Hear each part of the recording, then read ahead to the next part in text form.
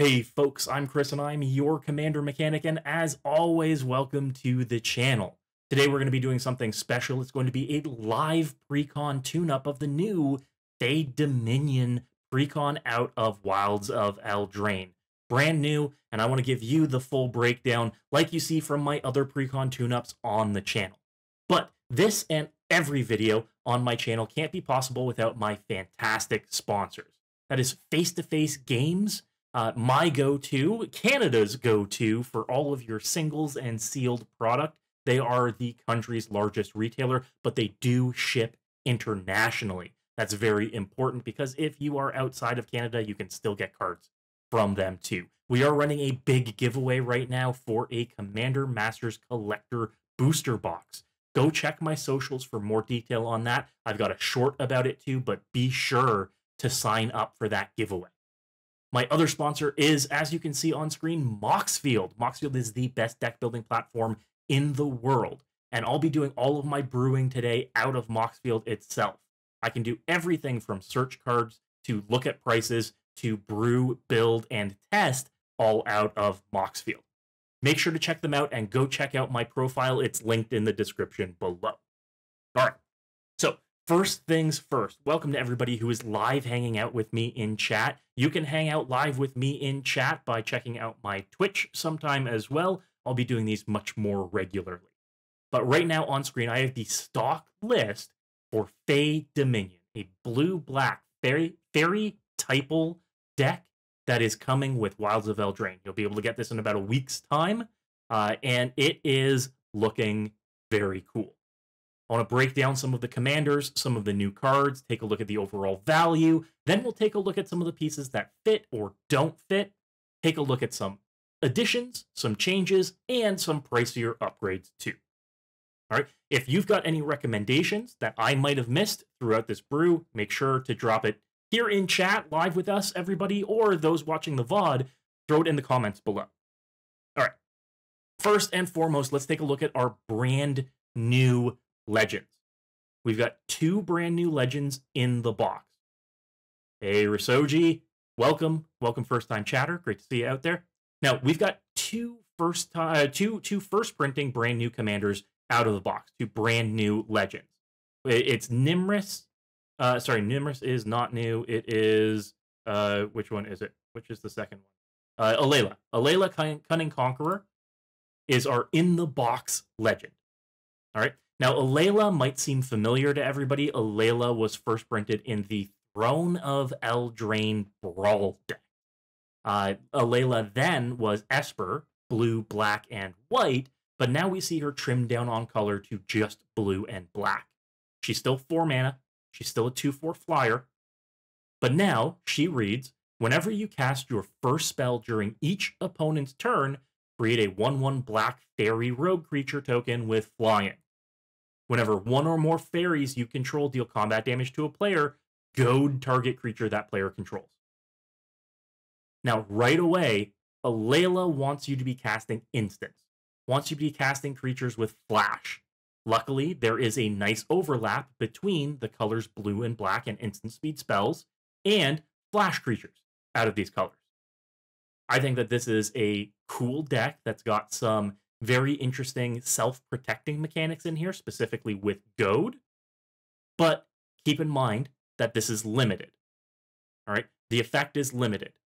For those of you that are familiar with my breakdown of combos and why they're getting more difficult in Commander, I break down that one of the things that Wizards does to limit cards that they print is put the phrase one or more on them.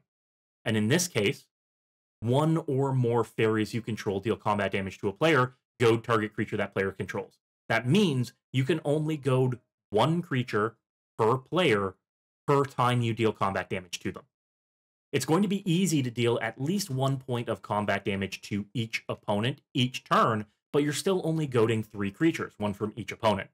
You don't really have a benefit from connecting with more and more creatures here, which honestly is a pretty big shame.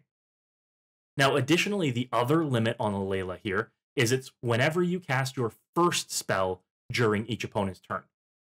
Okay, there's 2 limits to that. Only your first spell, Meaning, if you want to cast more than one spell on an opponent's turn, you aren't benefiting any more from that.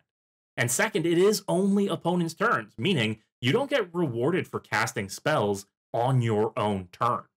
All right, that is very, very interesting, and honestly takes Alayla a step back from what could have been a super powerful commander with a flash sub-theme to her, to one that, you know, we might see because people like the character. Number Series loves Alayla. We might see an Alayla deck out of them, absolutely. But in terms of seeing Alayla on a wide scale, I don't see her really putting a punch or a wow into a lot of decks. All right, and that is because we can see 3 instances of, from a design standpoint, Alayla being limited. All right, so interesting, but I can see why she's in the 99. Now, our box legend, on the other hand, is Tegwil, Duke of Splendor. A 2/3 flying Death Touch Fairy Noble for just 3 mana. That alone, if Tegwil were vanilla beyond that, he would be above rate. All right, what I mean is paying 3 mana for a 2/3 flying Death Touch on its own is real good. All right, look at Vampire Nighthawk, for instance. Flying Death Touch lifelink, 3 mana. Right, real good. But Tegwil is a lord for your fairies, meaning other fairies you control. Yeah, yes, Nighthawk Scavenger as well, exactly. Other fairies you control get +1/+1. Right. Oh, welcome to the stream, Jackwob the Great. Thank you for the follow. Now, other fairies you control get +1/+1. This is great because this is a fairy typal deck. We are going to see a lot of fairies in this deck. This is great for this. We've seen other legendary fairies before, but none of them that pump your entire team. Even Una, Queen of the Fae, which is in the 99, and we'll take a look at, doesn't really do the job. Now, the other thing here on Tegwil is whenever another fairy you control dies, draw a card and lose 1 life. This is what you want to be seeing out of your commander. And that is that it's a card advantage engine in the command zone. Okay? It does something when your fairies are alive. It does something when your fairies die. Note that there is no limiter on this. It is not whenever 1 or more fairies you control dies, draw a card and lose 1 life. It is not whenever a non-token fairy you control dies, draw a card and lose 1 life. It is any fairy you control in any number. This means that you can turn this into a fairy typal aristocrat deck and refill your hand over and over and over again. Okay, now there is a lot of really cool things that you can do with that. This deck out of the box goes baseline, let's jam fairies in it. But again, I think that there's a cool pivot you can do here to make fairy tokens, because there's quite a few ways to do that, and then sacrifice them to refill your hand. Wipe the board to refill your hand. The downside to this, though, and it's a very, very minimal downside, is that this is not a May ability. You must draw a card and lose 1 life when a fairy you control dies. Meaning, if you have more fairies out than you have life, and somebody wipes the board, you're donezo. You're done, kid. Yeah. Yeah, exactly, chat. Oh no, I must draw cards. How terrible is that? Yeah, the life loss is the big part here. It's not going to matter through 3/4 of the game. It's probably not going to matter through 9/10 of the game. But when your life starts getting low, you probably might not want to be playing fairies, because everyone that dies is losing you a life on top of everything else. So just keep that in mind. I really like Tegwil as the lead of this deck, regardless of the direction that we're doing. And again, there are a few pivots that we can introduce thanks to Tegwil. All right? Absolutely. Absolutely. All right? Now, I want to take a look at some of the new cards in this deck. But before I do, let's take a look at value. All right, this is one of the big ones that I keep getting requested. Hey, can we do a breakdown of the value within the deck? Because a lot of people are wondering, should I buy this deck?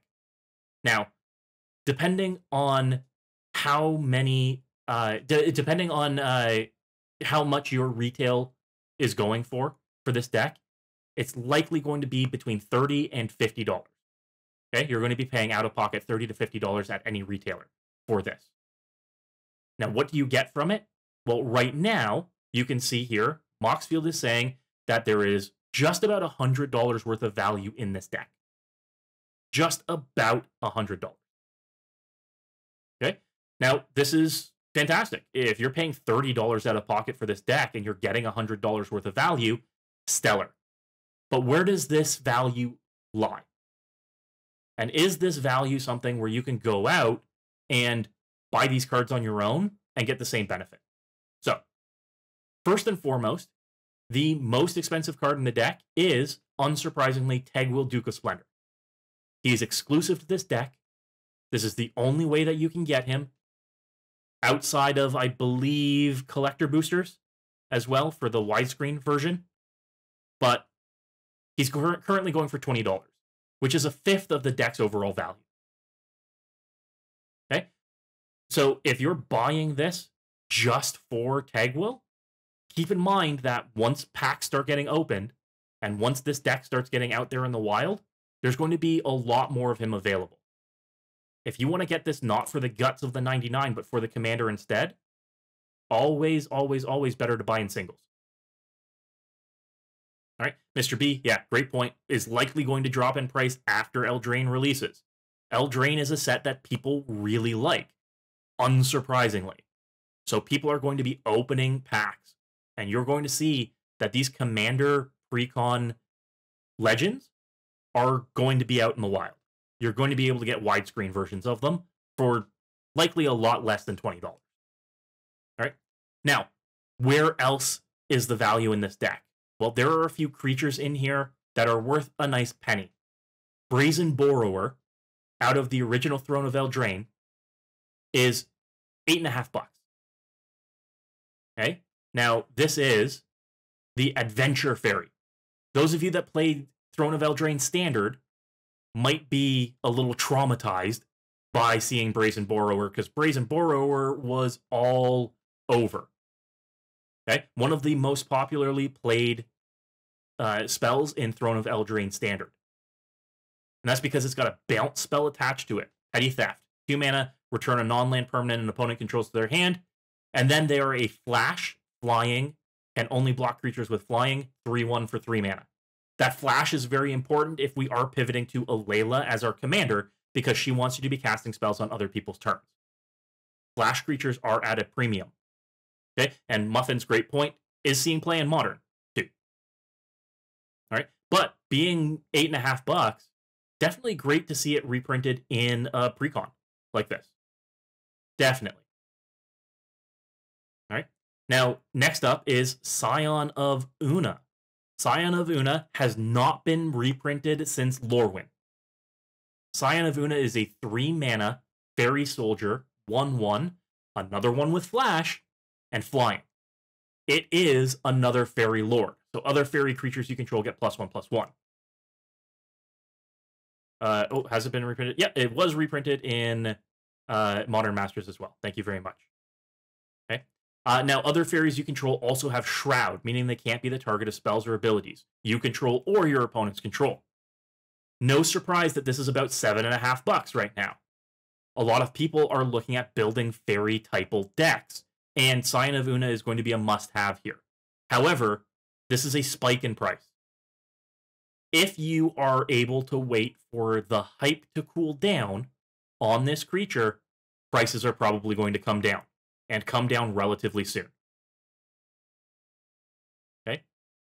Alayla, like we mentioned, the unique Alayla within the deck, almost $9. But much like Tegwil, we're likely going to see these flood the market after the set starts being opened. We also have Glen Elendra Archmage. This is one that has had a dozen, I exaggerate, a half dozen reprints over time, but is one of those fairies that sees play outside of just fairy-typal decks. A 4-mana 2/2 with flying, this fairy wizard can be sacrificed for a mana to counter target non-creature spell. hard counter, not soft counter. Somebody can't pay 1 or 2 or 3 mana to prevent it from being countered. It also has persist, meaning that after you sacrifice it, it comes back to the battlefield with a -1/-1 counter on it, provided it didn't have a -1/-1 counter on it already. There are a lot of flicker shenanigans that you can do in other decks with Glenelender Archmage, but I really think that this is one that you should have in your collection. So it being over $8 right now and being reprinted in this Precon is actually pretty sweet value to get. Not bad at all, in my opinion. Okay, then next up we have Kindred Dominance.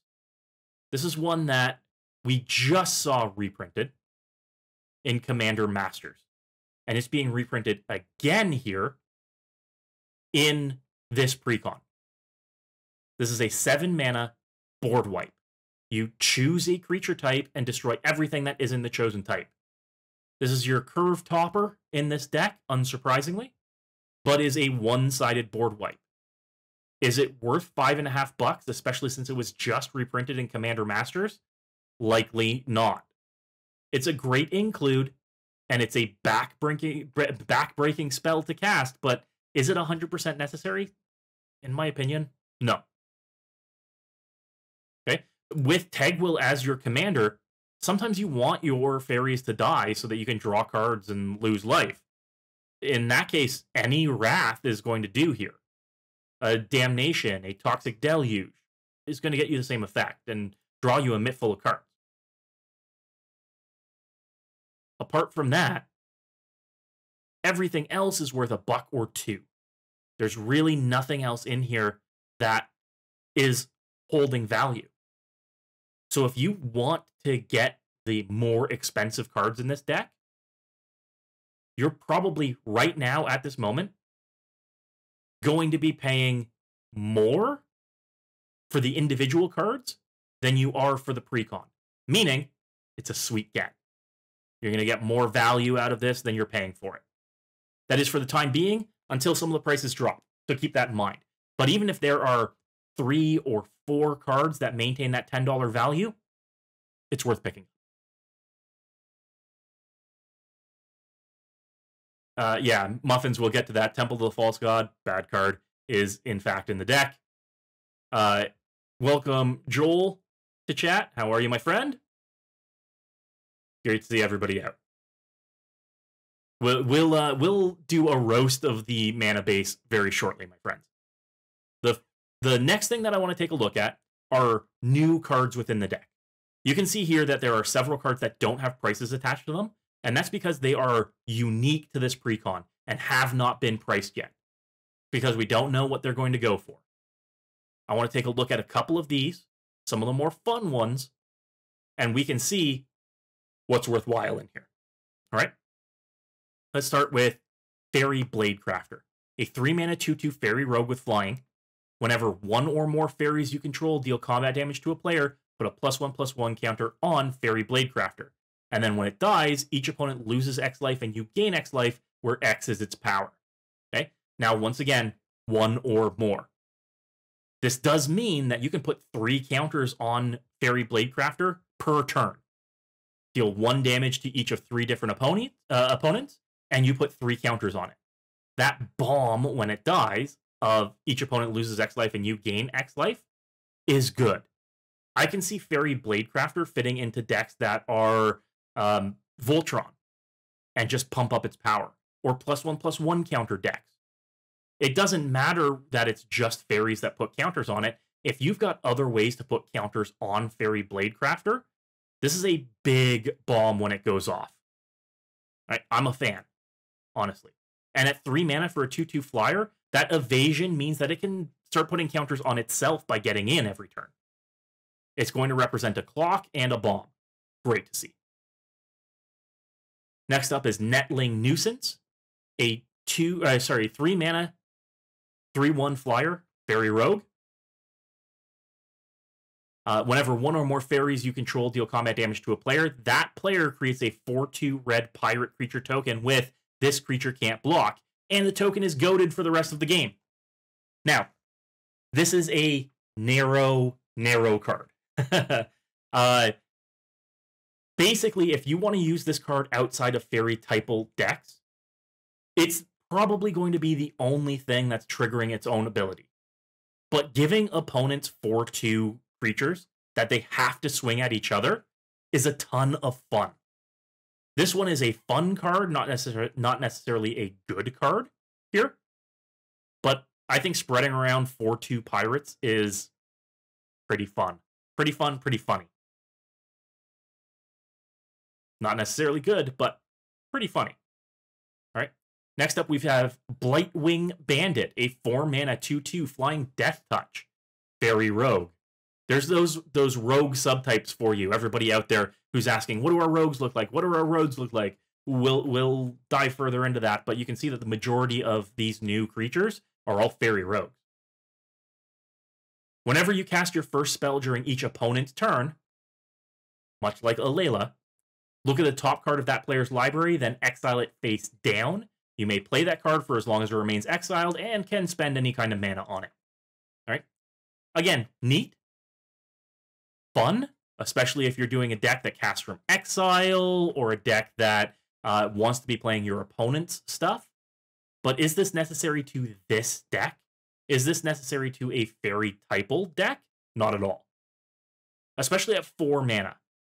Right? 4 mana, even though it's a 2/2 flying death touch, is a little bit behind. You're likely always going to connect with it. Somebody's not going to be throwing away a lot of stuff to block it. But again, not entirely necessary. Now, let's take a look at my biggest disappointment from this precon, and that is Malleable Imposter. Malleable Imposter is a fairy shapeshifter, 4 mana, flash flying. Ooh, that's getting me going already. You may have Malleable Imposter enter the battlefield as a copy of a creature an opponent controls. Ugh. Except it's a fairy shapeshifter in addition to its other types, and it has flying.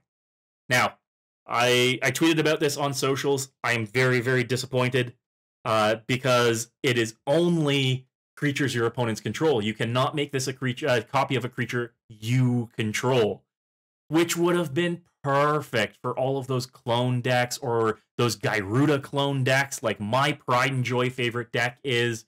But basically, this means that you've got to hope that your opponent has something fancy out. Now, if you want to be playing your opponent's creatures, this is great. If you're playing that Alayla deck that wants to be casting spells on other people's turns, it's got flash. You can turn that big, non-evasive creature that your opponent controls into a big flyer that you control.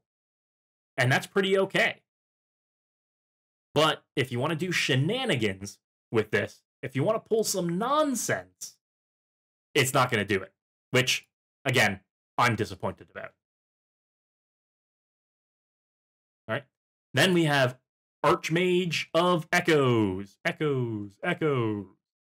This is a 5-mana 4/4 fairy wizard with flying and ward 2. Whenever you cast a fairy or wizard permanent spell, copy it. I love it. Love it. This is one of those spells that is very, very good. All right. This is a creature that is very, very good. It lets you copy things for free. You don't have to pay 1 to copy what you're casting. All right. Look at Inala. Let me pull Inala up. It's double N, right?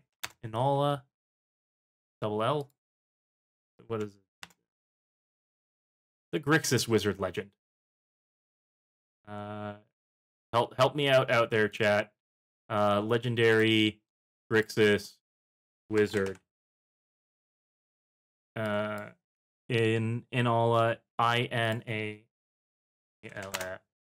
Inala, Archmage Ritualist. All right. Now, notably, it offered you the correction in search. Yeah, I'm terrible. That's the whole thing, Joel. I'm just bad. Now, Inala is one of those eminence.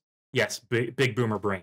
Is one of those eminence commanders where this was whenever another non-token wizard enters the battlefield under your control, you can pay 1 to make a copy of it. This basically does the same thing, but on cast, right? Not enters the battlefield. So you can't do flicker shenanigans like you can with Inala, but you can do some pretty cool stuff in free copies of your fairies or wizards. Again, we're using it here in a fairy typal deck, but all of those wizard typal decks are going to benefit from this. Meaning, this is a really, really cool piece. Really, really cool. Yeah, no Spellseeker loops or anything here, but the fact that it protects itself, it's got Ward 2, is very good. All right? I like this one a lot, not just because I like making copies of things, but this is the fact that it protects itself. It's a 4/4 flying body, which is significant, and it makes copies of things for free. This is a ton of value. Those spell seekers are suddenly getting you 2 spells, right? Spell seeker. Anything with enters the battlefield triggers that is a wizard or a fairy, you're doubling up on.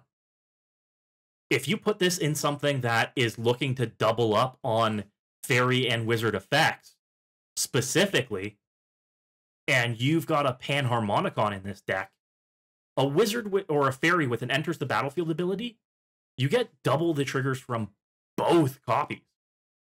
It's really good.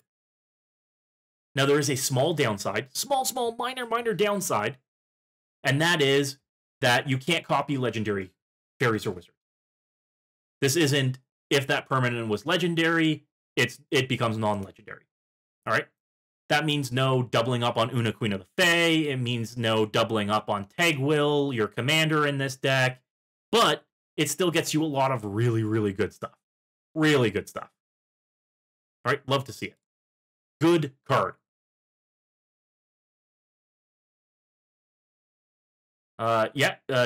Great call. It also counts the typed enchantments, too. It is a permanent, not a creature. So, if you have a wizard-typed permanent or a fairy-typed permanent, like a Bitter Blossom, you double them up. Okay? Our last unique creature out of this precon is Shadow Puppeteers.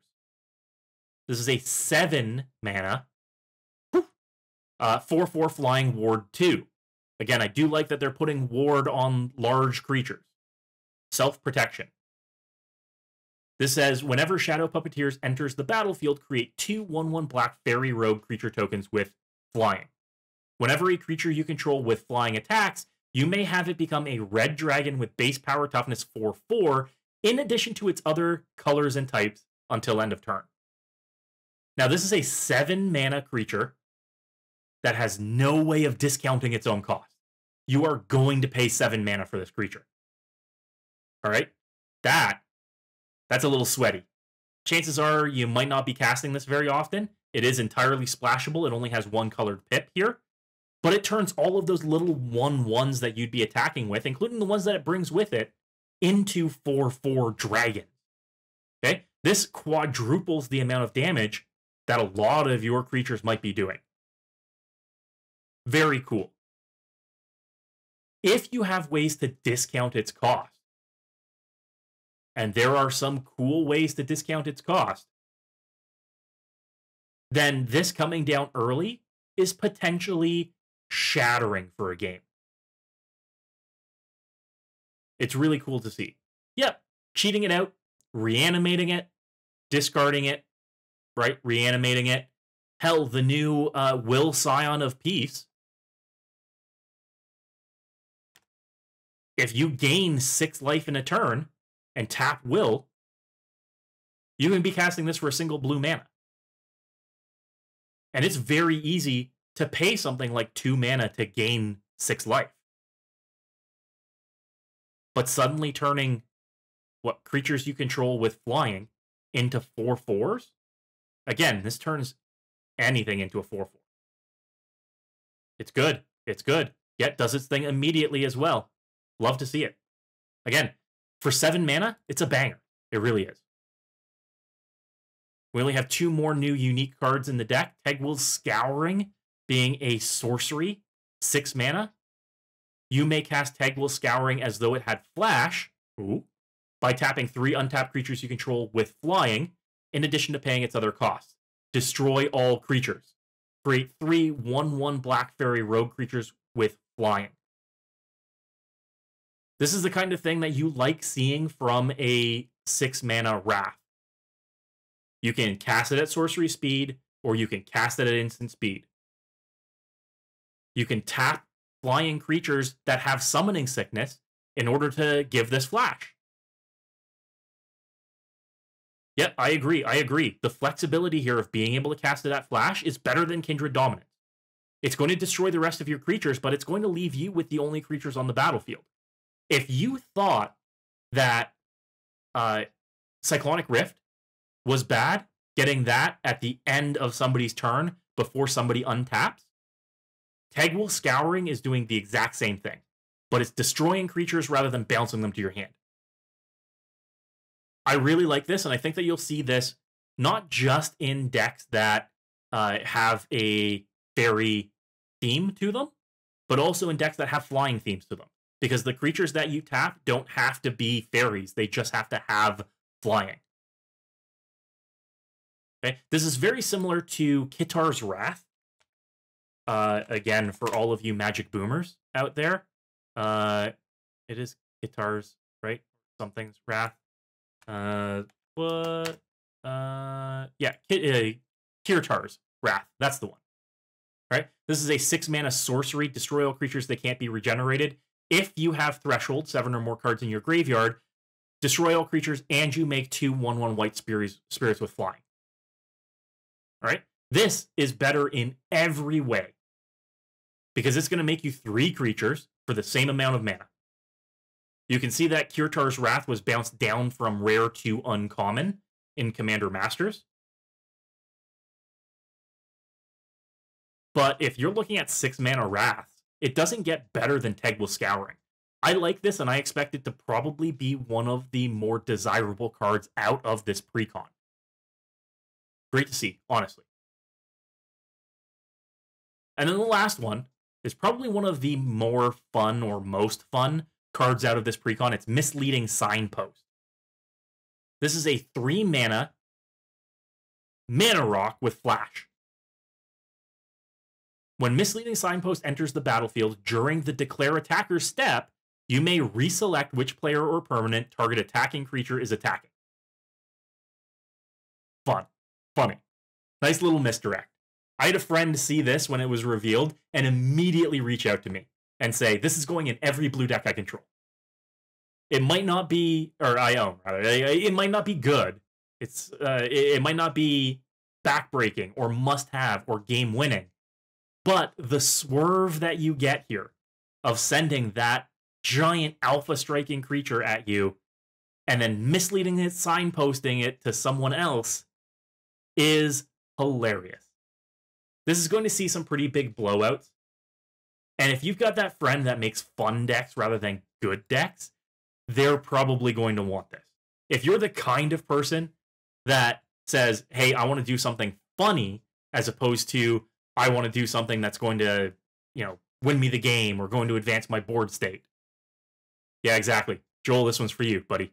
The Misleading Signpost is one of those cards that goes in every blue deck that you want to have fun in. Absolutely. It only does its thing once, but keep in mind, if you if you blink it, rather, it can do its thing over and over and over again. If you have instant speed ways of blinking permanents repeatedly, you can Misleading Signpost over and over and over again. Look at Mistmeadow Witch.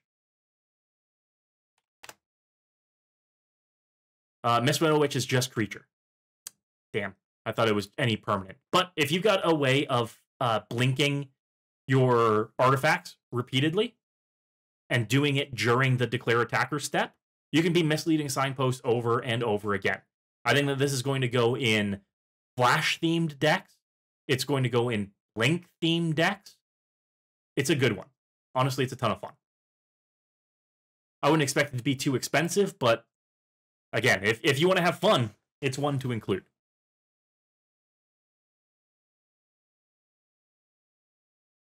All right. Now, we covered the cards that are already in the deck. New cards, card value.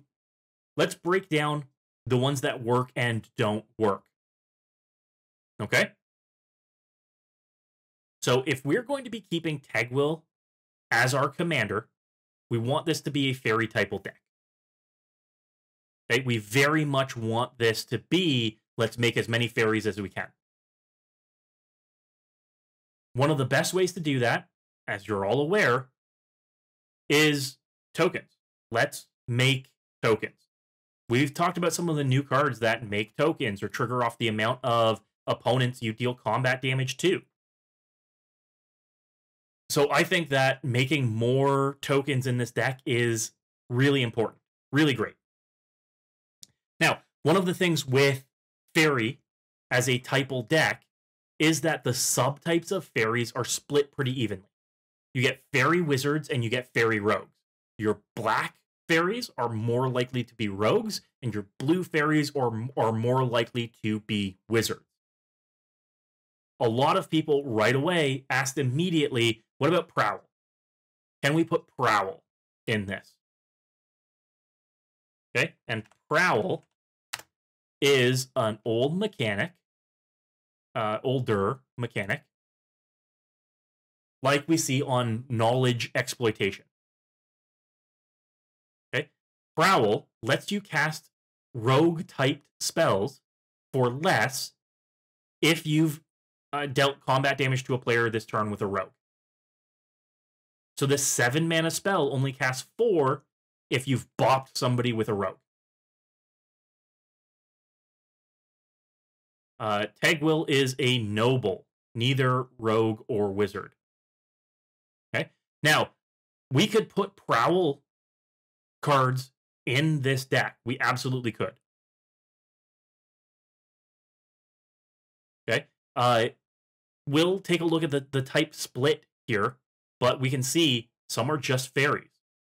Some are fairy wizards. Some are fairy rogues, like Nightveil Sprite. Some are fairy warriors, like Obira. But we've got enough fairy rogues in here. Again, the last 4, 5, 6, 7, 8. We've got tons of fairy rogues in here.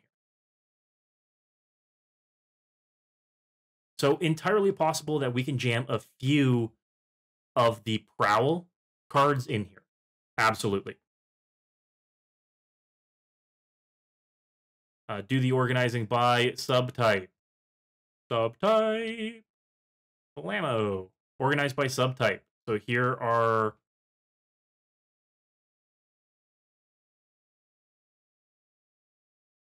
What are you doing? Wizard. Horror. Fairy. Rogue. We've got 10 rogues in the deck. There we go. Missed that. Yeah, so we've got 10 rogues in the deck as it is. Keep in mind that a lot of the tokens that are created that are fairies are fairy rogues. We could be adding more fairy rogues to the deck as well. Keep that in mind. Okay, because there are more out there that we don't have. Let's go is fairy, is rogue.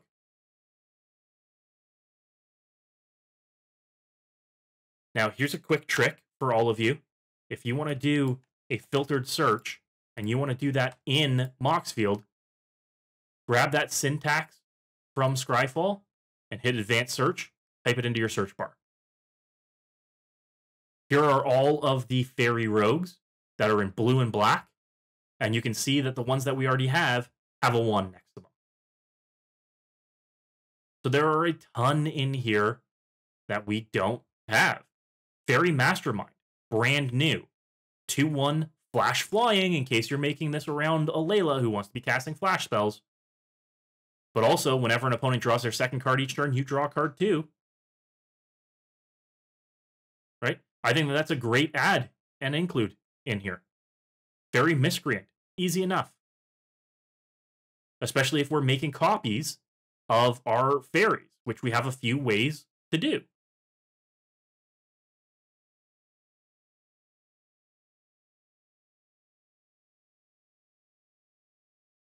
Okay, very cool to see. But yeah, there are a few ways that we could absolutely up this. All right. Keep in mind that something like Una's Blackguard here, one of my favorite fairies personally. Each other rogue creature you control enters the battlefield with a +1/+1 counter on it. If we want to trim down on some of those wizards and up the number of rogues in this, Una's Blackguard is 100% an include. Right? Fantastic to see. Love to see it. Because this is, it enters with an additional +1/+1 counter, and whenever a creature you control with a +1/+1 counter on it deals combat damage to a player, they discard a card. Again, crippling. Backbreaking. I think that that's one of the ways that I want to go with this. Okay? And for one of these reasons, or one of the reasons that I want to do this, is because, as somebody called out in chat, Notorious Throng. Notorious Throng is Notorious Throng is one of the best extra turn spells you can take. Okay? Now, it is a reverse prowl card, meaning it costs more if you pay the prowl cost, if you've dealt combat damage with a rogue. It says, for 4 mana, create X 1/1 Black Fairy Rogue creature tokens with flying, where X is the damage dealt to your opponents this turn. Easy enough if everything we control has flying. But if this spell's prowl cost was played, take an extra turn after this one. This is a great way to get in for 5, 6, 7 damage, pay the prowl cost, make 5, 6, 7 additional rogues, then take an extra turn.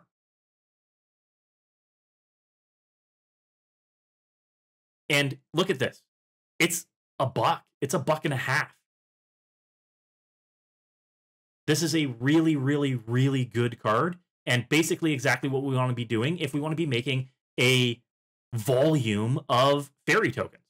And it makes more fairy rogues. So that works. So I think one of the things that we... Yes, and again, with the lords that we have in this deck, our fairies get buffer and buffer. So I think what we want to do here is we want to take this subtype split between wizard and rogue and unify this. We're going to cut out a bunch of these wizards, and we're going to keep in a bunch of these rogues, and we're going to add a few more too. Right? So let's make our cuts with this in mind. We want to be cutting out, ideally, anything that doesn't care about fairy as a type, or anything that isn't a rogue already.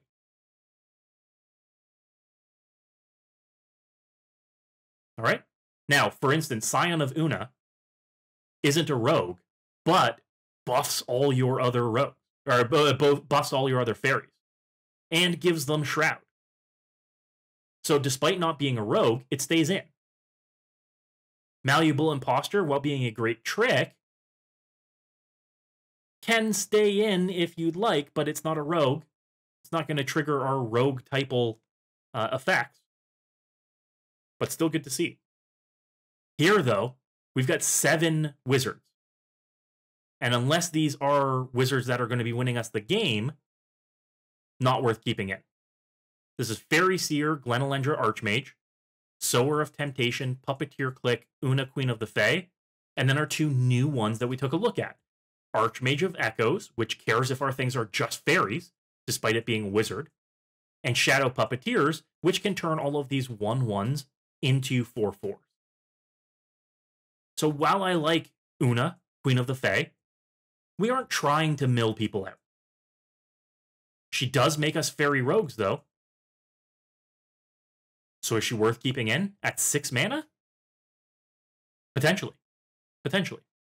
But Puppeteer Click, Sower of Temptation, Glenelendra Archmage, Fairy Seer, let's cut them. I'm going to cut those right now. Free up some space for some of our new rogues.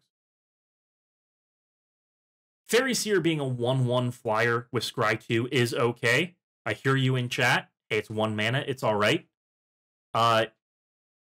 It's not necessary. We aren't reusing that Scry ability. We aren't blinking it. Right? We aren't bouncing it. A one-time Scry 2 on the back of a 1/1 flyer isn't going to get you too far in this deck. especially if we're changing things to make sure that we're getting more and more token creatures. All right. We've got, for some reason, inexplicably, Hullbreaker Horror in this deck. It's got Flash, so I can see it working with an Alayla deck if we pivot to her. But Hullbreaker Horror doesn't fit in this deck at all, doesn't fit any of our synergies, or many of our synergies at least. And for 7 mana, we want to be winning the game, not having to cast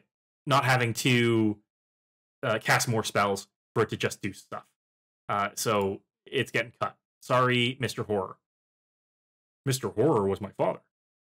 Then we've got Glenelendra Liege, which is a 4-mana 2/3 flying fairy knight, not rogue, but it gives your other blue creatures +1/+1 and your other black creatures +1/+1. Real good. Double Lord here, which is fantastic. It stays in because we're going to be making a volume ideally of 1/1. Then we have Nimrith. Whenever you cast a spell during each opponent's turn, look at the top 2 cards of your library, put one in your hand and the other in your graveyard. Again, better for Alayla's deck rather than Pegwell's deck. So she gets cut. Now, we've cut down on this. We're down to 22 creatures in the deck, the majority of which are now rogues. We've freed up space. We cut 6 cards here. We can now start adding back in cards or cutting from other spaces. So let's take a look at some of the instants that are in this deck because there are 17. And if we are not using Alayla in the deck, we can cut her as well. However, she does make fairy rogues. So, entirely your call. I'm going to leave her in here because she's new and shiny. But we should be looking at some of these instants because there's no doubt that some of these instants are in here just for the sake of having spells to cast on someone else's turn. Because that's Alayla's theme in this deck. Repulse is a 3-mana bounce spell that draws you a card. Okay? Bounce is a single creature. Not any permanent, but a creature. And draws you a card. Not necessary in this deck. Okay? Reckless Spite. Destroy 2 target non-black creatures, you lose 5 life. Decent. It's alright. But you can have other free cast spells in this deck. Deadly Rollick was just reprinted. And it's exile target creature. And it can be free cast if you control your commander. There's no reason why we can't put it in here. All right. Keep Watch. Fantastic to see Keep Watch get a reprint here. But draw a card for each attacking creature. I actually really like this one because chances are we're going to be going very wide in this deck. Much wider than our opponents will. Spell Stutter is a fantastic typal counter in this deck. Brand new out of Wilds of Eldraine. Counter target spell unless its controller pays 2. So baseline, it's a bad mana leak. But an additional 1 for each fairy you control, which in our case is probably going to be a couple. It's basically a hard counter. Then we have Snap, good card. Run Away Together, good card. Reality Shift, good card. Arcane Denial. This one could probably be a negate pretty easily. But opt and consider. These are just 1-mana cantrips. Not entirely necessary. They're in here just to cast spells on other players' turns. All right. We've got Theoretical Duplication. Great to see this one reprinted too. But whenever a non-token creature enters the battlefield under an opponent's control this turn, create a token that's a copy of it. I like it. I do. But is it necessary for what we're doing in this? No. It's much like our Shapeshifter, right? It's much like our Malleable Imposter. It's cool. It can be fun, but does it do what we want it to do? No, not necessarily. Repulse, like we mentioned, can go. Reckless Spite will replace with another removal spell. Factor Fiction, classically good card. Illusionist Gambit, Another fun one. Great to see it reprinted. Again, first time it's being reprinted. But this is basically the Misleading Signpost on a wide scale. Cast this spell only during Declare Blocker step. Remove all attacking creatures from combat and untap them. After this phase, there's an additional combat phase. Each of those creatures attacks that combat if able. They can't attack you or planeswalkers you control. It basically says, shoot, go attack somebody else. Again, this is a fun one. It's a nice little gotcha, but not necessary in the deck. We'll keep it for now. Then we have Perplexing Test. Perplexing Test is a 5-mana instant bounce spell where you can return all token creatures, or all tokens, not just creatures, to their owner's hands, or all non-token creatures to their owner's hands. This one's interesting if you're up against somebody who's doing an Academy Manufactor deck, making food, clues, and treasures. This is a great way to hose them real good. And trust me, I've been hosed by this real good. But also, it's a great way that if we've made a wide array of token fairies to get everything else out of the way for them. Pretty neat. It is instant, so you can do this at the end of an opponent's turn, and then on our turn, untap and recast our lords so that all of our token fairies become huge again. Really good card. Thrilling Encore is another one here. Put onto the battlefield under your control all creature cards in all graveyards that were put there from the battlefield this turn. This is one of those that you cast in response to an opponent's board wipe. So they wipe the board, destroy everything, you cast Thrilling Encore, and suddenly everything is yours again. Not just your stuff, everything. This one's pretty okay. It's a pretty neat trick, but it's not pointing in the direction we want to go for the deck. This is a nice-have, not a must-have. If we're looking for areas to cut and things to cut, this one's probably on the floor. And then we've got Dig Through Time. Dig Through Time classic. Everybody should be playing Dig Through Time. It's a good spell. All right, good card. Good card. It's an 8-mana spell that you can cast for 2 mana that draws you 2 cards, but lets you look at the top 7. Fantastic. Everybody should own Dig Through Time. Put it in more decks. All right.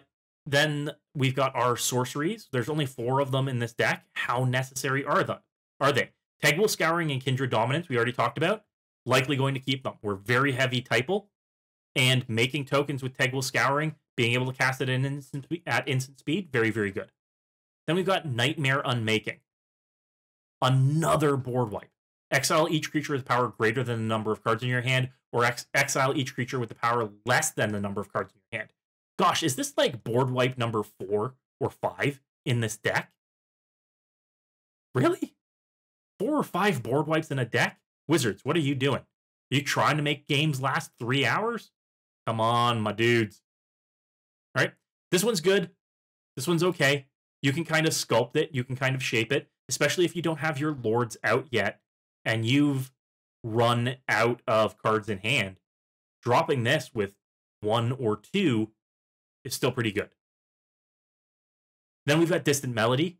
Distant Melody, real good way to refill your hand in a typal deck. Choose a creature type, draw a card for each permanent you control of that type. Great. Fantastic. We choose fairies, we draw a card for each creature we control. Easy enough. Okay, those sorceries, stay. Nightmare Unmaking might be on the floor, just because we don't need another board wipe in this deck. We're already keeping 3 of them, Perplexing Test, Tegwell Scouring, and Kindred Dominance. All right.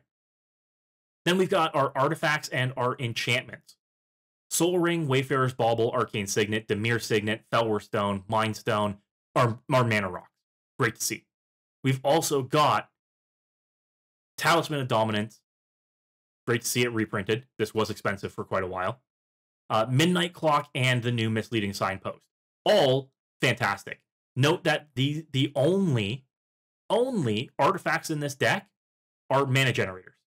We've got nothing in here from an artifact standpoint that doesn't generate mana or get us a land.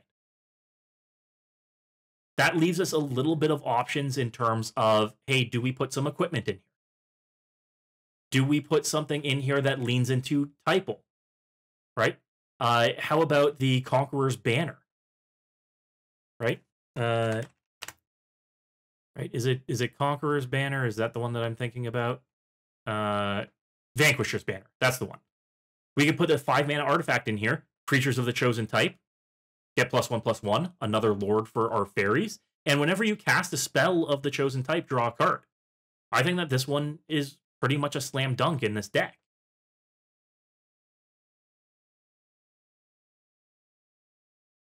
Right? And then we've got 2 enchantments in the deck. Reconnaissance Mission, one of my favorites. Whenever a creature you control deals combat damage to a player, draw a card. This does not say 1 or more. It is not limited. Meaning, if you connect with 6 fairy rogues to 1 player, you're drawing 6 cards. There are a few other variations of Reconnaissance Mission in Thassa's Bident and Coastal Piracy. If you're running one of these, I typically say, why not run all of them?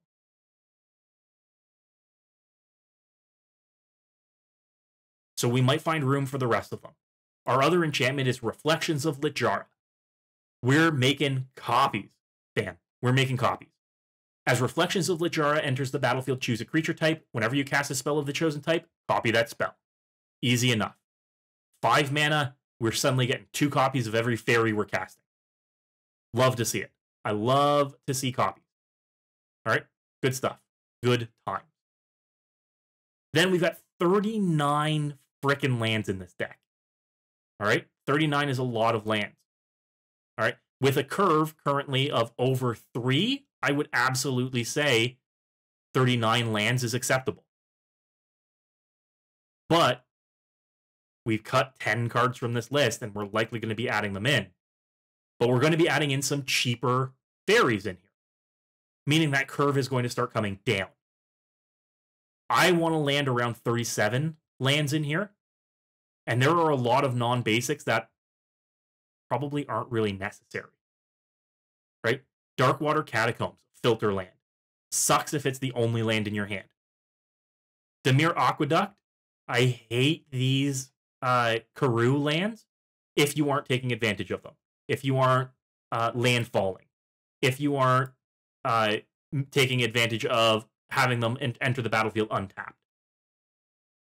Right? Fairy Conclave, Chef's Kiss, belongs in this deck. It's a fairy. Myriad Landscape, bad card. Temple of the False God, bad card. All right? People don't realize that Myriad Landscape sets you back 2 turns to break even on land.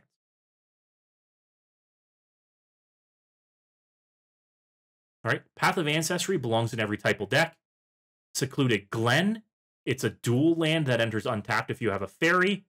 Great, we will. Sunken Hollow is an ETB or potentially ETB tapped typed land.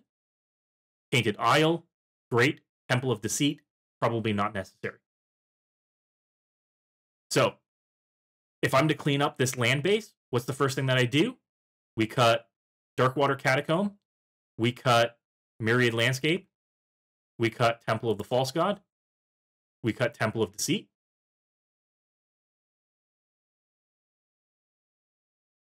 And we cut Dimir Aqueduct. That's the other one. And what do? We add in more basics. Play more basics. Clap, clap, clap. Play more basics. All right?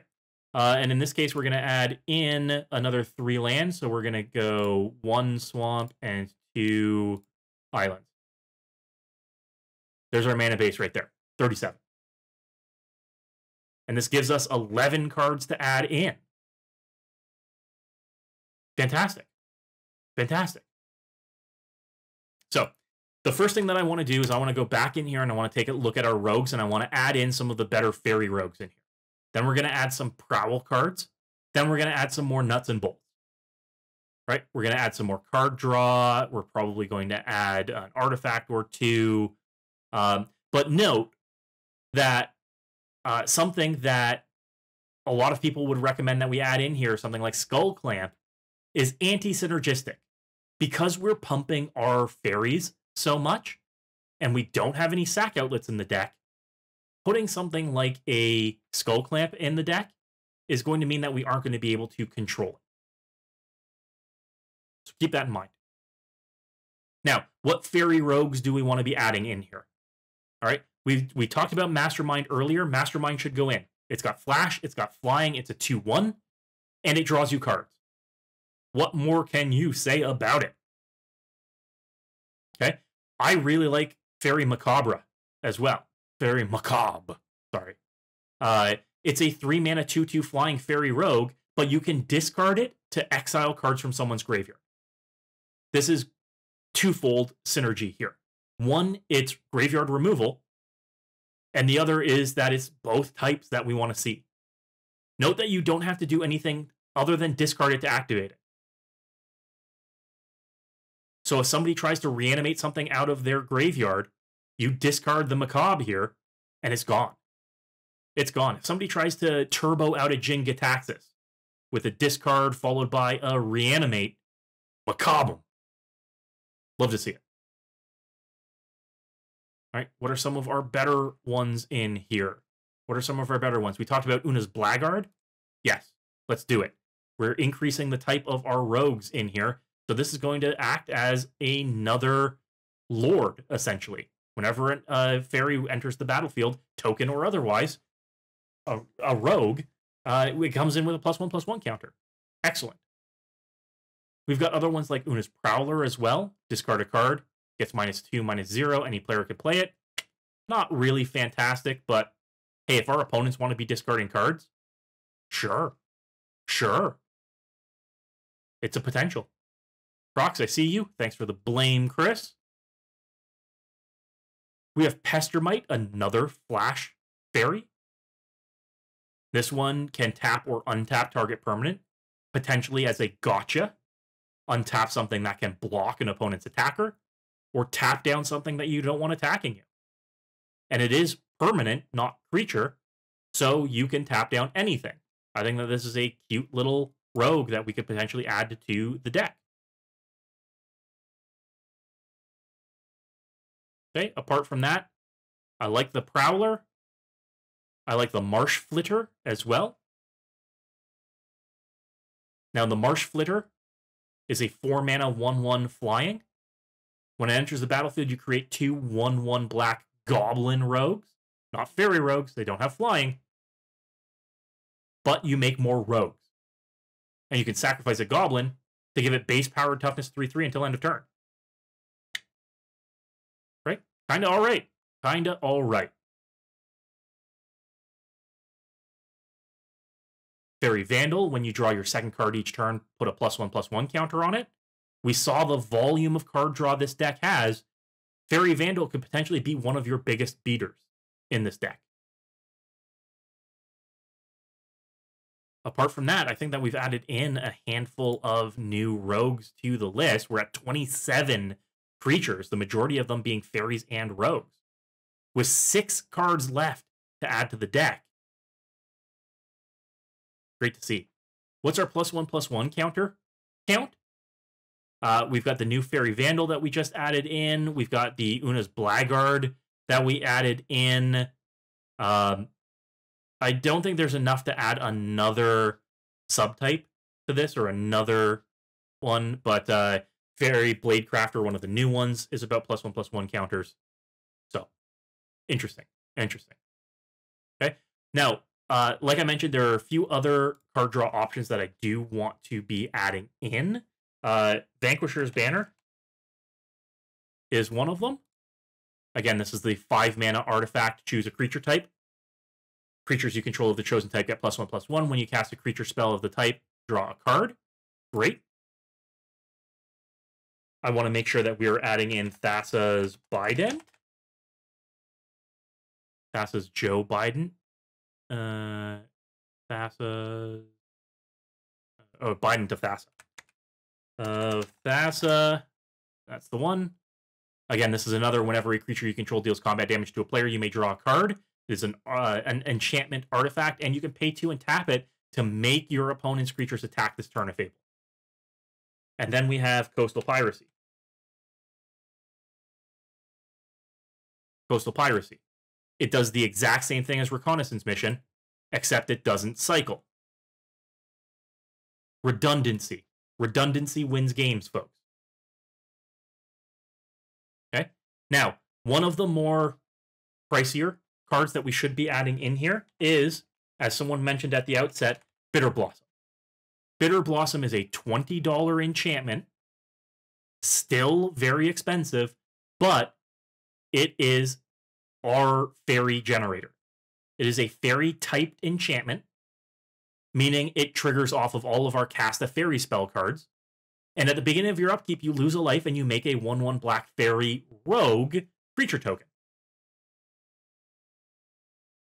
Great to see. Great to see. It has been reprinted a few times, folks, but again, it's still $20. It should have been reprinted in this Precon. Honestly, we might have finally seen it come down in price if it came in this Precon.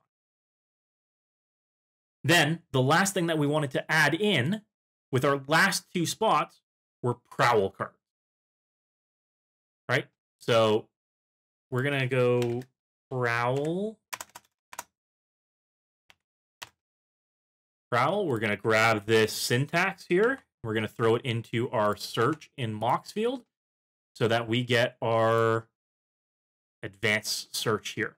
So we want to be looking for Prowl costs. Here's Latchkey Fairy, Prowl cost. Enters the battlefield with this Prowl cost. You draw a card. Go to do. Knowledge Exploitation we took a look at earlier. Search target opponents for an instant or sorcery. Cast it without paying its mana cost. Okay, again, that's a fun one, but not entirely necessary. But the entire reason we wanted to make sure that we had rogues in the deck is for this. Notorious Thrall. Again, makes a volume of tokens, can take an extra turn, can win the game for 6 mana. That is what we want to see. All right, and then the last Prowl card, one of the last Prowl cards, is Thieves' Fortune. 3 mana for an instant, a rogue-typed instant. You can pay Prowl for 1 if you've dealt damage with a rogue. Look at the top 4 cards of your library. Put 1 of them into your hand and the rest on the bottom of your library. Great. There's also Stink Drinker Bandit. Fun fact about Stink Drinker Bandit. When I was first making videos, I included Stink Drinker Bandit in a deck tech, and I had to stumble over saying the name Stink Drinker Bandit 17 times before I was able to get it right in a recording. Stink Drinker Bandit, which is why I'm so eloquent in saying Stink Drinker Bandit right now as it is. But this is a rogue, it's not a fairy, so it's probably not going in the deck. All right, it's a goblin, not a fairy, so it's probably not going in the deck. All right, now we can throw in Knowledge Exploitation as a fun of, cast the best spell in our opponent's decks for free. Great to see. Yeah, Prox, I call you Stink Drinker Bandit to this day, my friend. All right, so we're back up to 100 cards in the deck. We've got just about 30 non-token fairies in the deck, the majority of which are rogues now. We make a ton of rogue tokens. I think we've successfully cut out one of the myriad of options and themes in this deck and replaced them with a more consistent theme. And that is, let's go wide with fairies. Okay? I hear you, Mr. B. There's definitely a chance of adding some life gain in here, like with Whip of Erebos. I think that that's definitely an option, too. And I think it's one that we might want to explore. All right? I think it's a great maybe for all of you out there that are thinking about this and that run this deck and find yourselves running low on life with Tegwill's Painful Draw or Bitter Blossom losing us life. It's great. And yeah, exactly, Muffins, like you said, we're still at about $120 in the deck. And this is with some of these inflated prices as they are, but also without pricing on some of these new cards. All I've done is added about $25 to the deck. Right, so all I've done is I've taken that $97 deck out of the box, cut and added about $25 to it. $20 of what I've added is Bitter Blossom. So this is a cute little pivot here that's going to get us a lot of long-term value, and it's going to make us a fairy beatdown deck. Honestly, that sounds pretty cool to me. And whether our fairies are sticking around or whether they're dying, we're still going to be on top. Now, one of the challenges here is that we are still pretty high in the curve. We've got a lot of 7 and 8 casting cost spells. 8 being that Dig Through Time, 7 being our Shadow Puppeteers and our Kindred Dominance, as well as Knowledge Exploitation. But keep in mind that Knowledge Exploitation we're casting for less. Dig Through Time we're casting for 2 mana. So this mana curve, it might look a lot larger, but it's actually a lot cheaper, since some of our more expensive cards we're discounting. We also have a whack of mana rocks in this deck and mana acceleration in this deck. All but one of our artifacts makes us mana.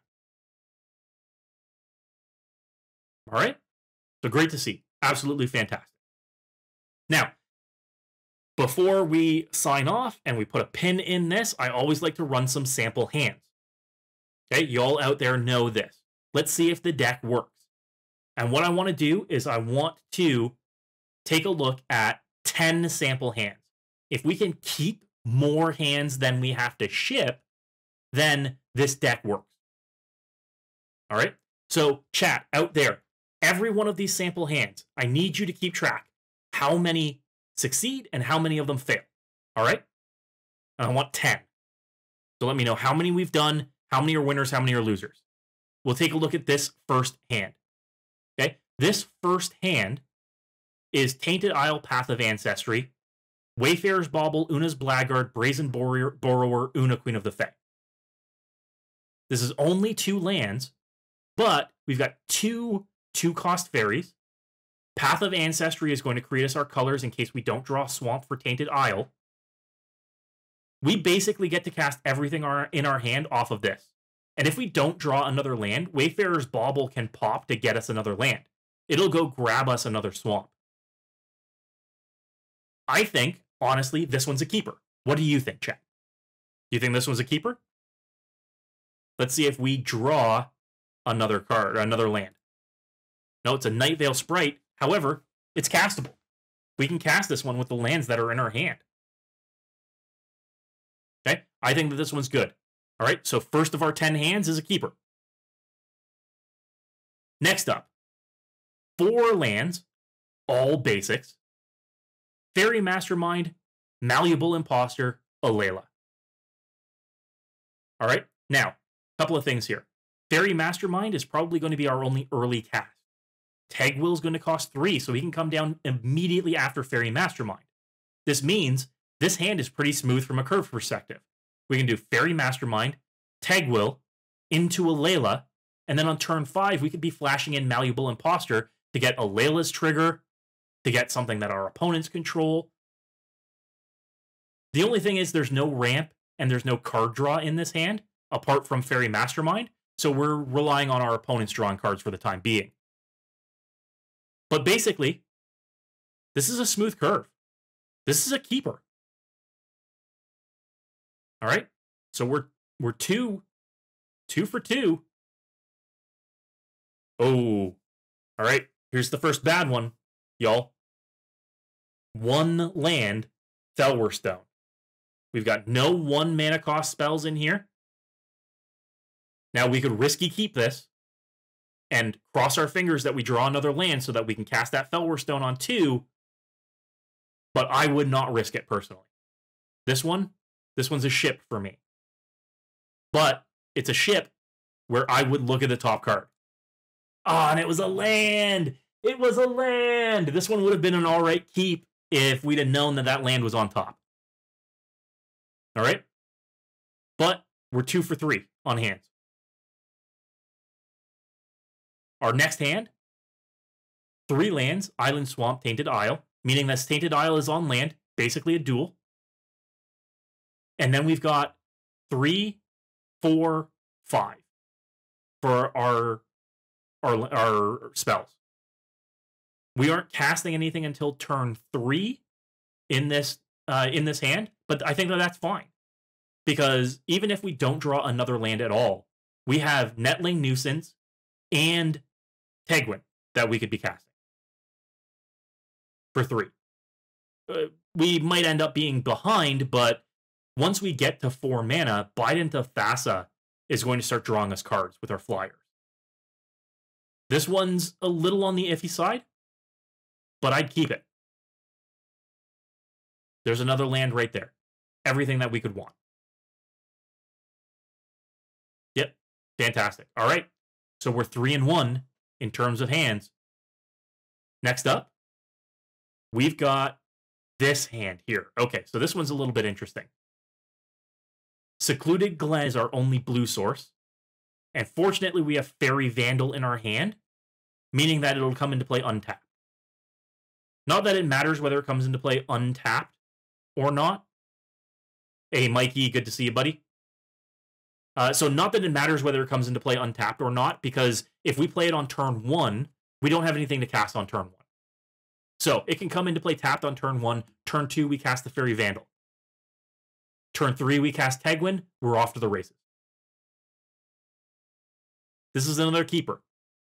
Honestly, we've got counter spells to protect our commander. Eventually, we're going to dig through time.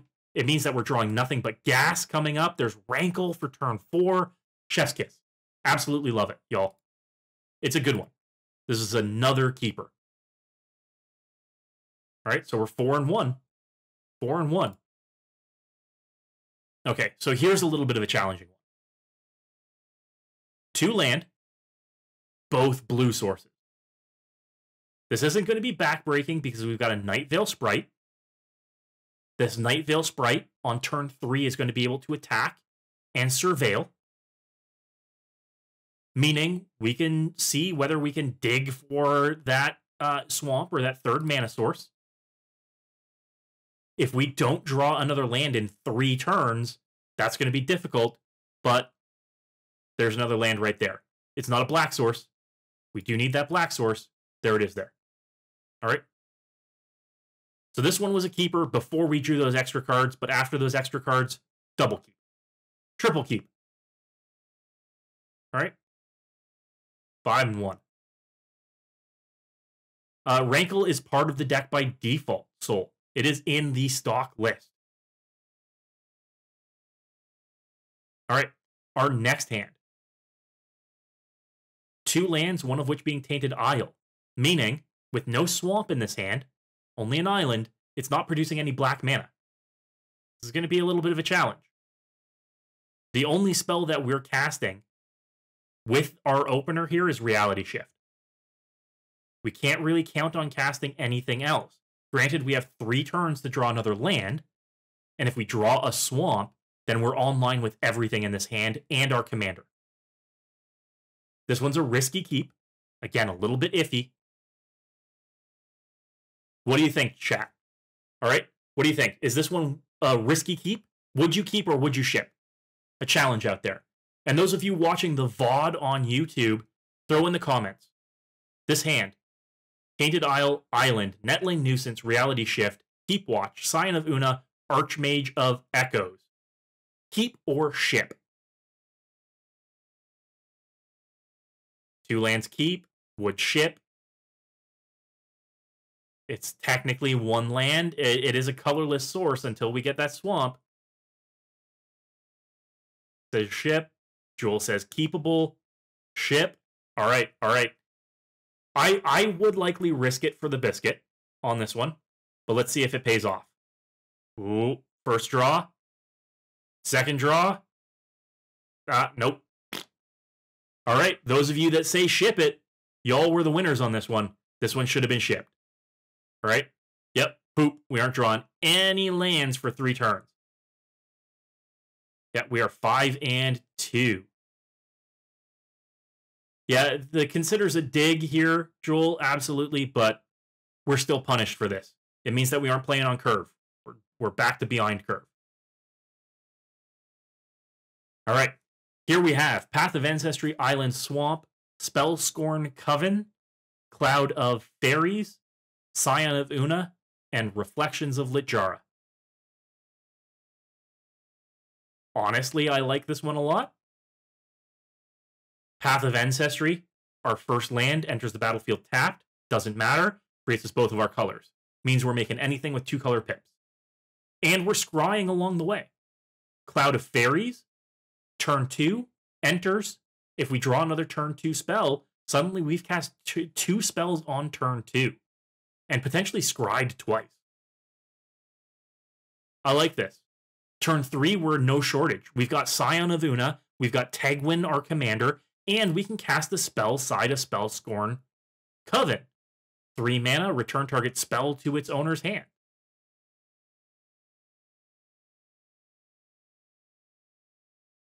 I like it. Honestly, this one's another keep. This one puts us at 6-2. Oh, and then we've got another snap ship here. 1 lander, and it's a Bojuka Bog. There is nothing sadder out there, folks, than a turn 1 Bojuka Bog.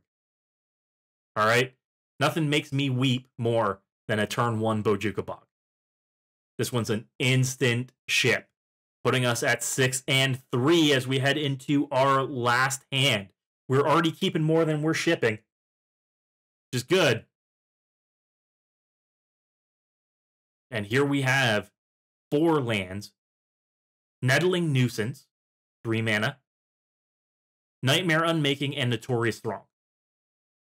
Honestly, we're a little light on action. Since Notorious Throng and Nightmare Unmaking, we aren't casting on curve. These are ones that we are holding back until we need to be casting them.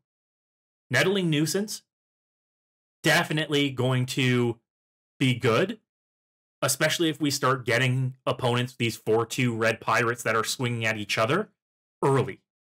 If by turn 4 we're starting to get opponents, these 4/2 pirates that are swinging at each other, great.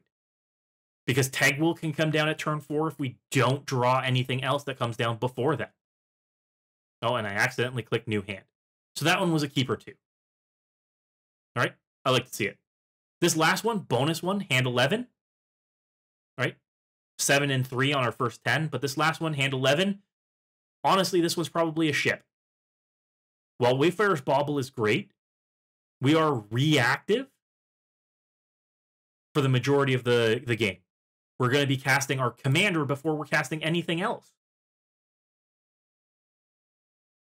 I think that we are light on action here.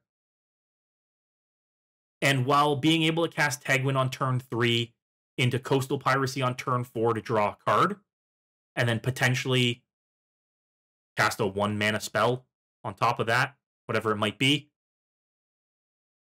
I think that that's good, and that's potential, but honestly, I look at this one and I'm very iffy about it.